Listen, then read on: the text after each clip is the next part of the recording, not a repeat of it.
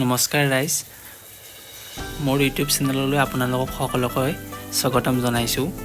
আজিৰ এই ভিডিঅ'টো আছিলে দুদিন আগৰ, মানে এইটো হয় মঙলবাৰৰ ভিডিঅ'।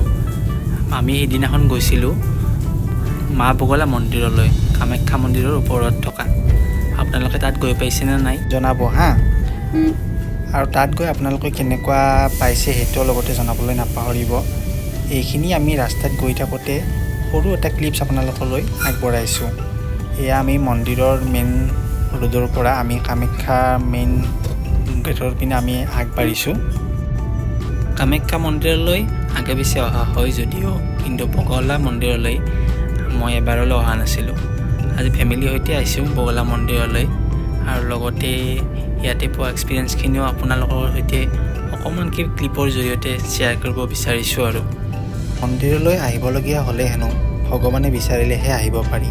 সঁচাকৈ ইমান দিনৰ পৰা প্লেনিং কৰি আজি সেই ভাগ্যৱান হ'ল আমাৰ। আৰু আমি মেইন মন্দিৰ গৈ পালোঁ 10টা বজাত, কিন্তু তাত গৈ দেখিলোঁ যে তাত ভক্তৰ ইমান ভিৰ।